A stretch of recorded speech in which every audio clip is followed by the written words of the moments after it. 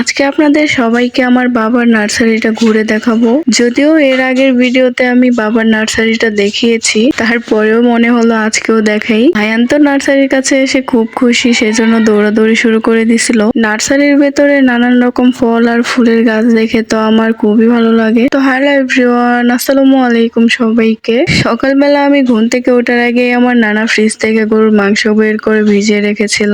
যেহেতু গরুর মাংস রান্না করব, সেজন্য ভাবলাম যে একটু ডাউলও রান্না করব, কিন্তু ঘরে কোনো কাঁচামরিচ ছিল না, সাথে নানাও বাড়িতে ছিল না। সেই জন্য ভাবলাম আমাদের নার্সারি থেকে নিয়ে আসি, কারণ কিছুদিন পরে পরে আমার বাবা আমাদের নার্সারি থেকে কাঁচামরিচ নিয়ে যায়। সেই জন্য ভাবলাম হয়তো থাকতে পারে। আমাদের সাথে আমার মামাতো ভাইয়ের বউও যাচ্ছে।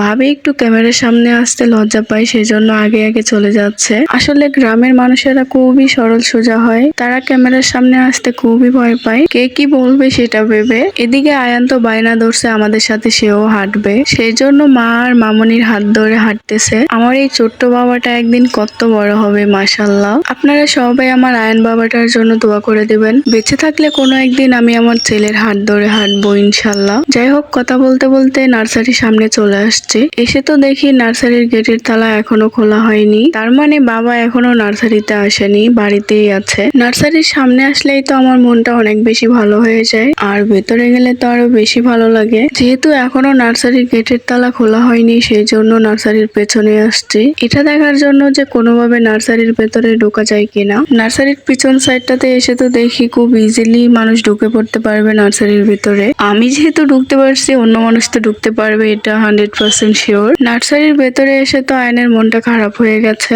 আয়ন হয়তো ভেবেছিল নার্সারির ভেতর তার নানা থাকবে, কিন্তু বাবা তো বাড়িতে ছিল, এখানে থাকবে কি করে।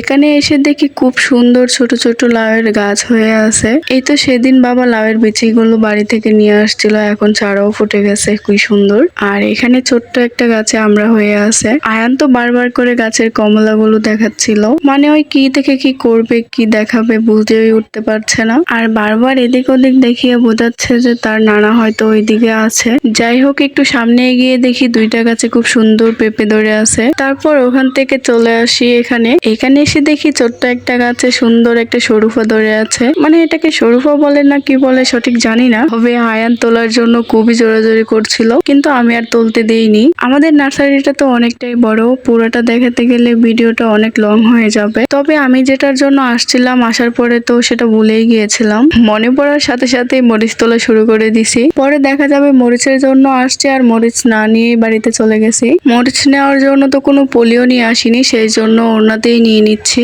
আর এদিকে আয়ান দেখিয়ে দিচ্ছিল, আর ভাবি হচ্ছে গাছ থেকে মরিচ তুলতেছিল। এই গাছটা হচ্ছে সাদা মরিচের গাছ, যে মরিচগুলো আপনাদের মাঝে মধ্যে দেখাই। কিছুদিন পরে পরেই তো অনেকগুলো মরিচ ধরে, আর সেই মরিচগুলো বাবা বাড়িতে নিয়ে যায়। আমি ভেবেছিলাম হয়তো মরিচ পাওয়া যাবে না, কারণ দুদিন আগেও বাবা অনেকগুলো মরিচ নিয়ে গেছে বাড়িতে, কিন্তু মাশাআল্লাহ অনেকগুলো মরিচ পেয়েছি। আমাদের তো মরিচ নেওয়া শেষ, সেই জন্য এখন বাড়িতে চলে যাচ্ছি। আর আয়ানের বারবার হাত ধরতে চাচ্ছি, কিন্তু ওই হাত ধরতে দিচ্ছে না, একা একাই হেঁটে বেড়াচ্ছে। আসলে বাচ্চাদের যখন যা ভালো লাগে তখন তাই করে। তো আজকের ভিডিওটা আর বড় করছি না, দেখা হয়ে যাবে নতুন কোনো ভিডিওতে। আল্লাহ হাফেজ, আসসালামু আলাইকুম।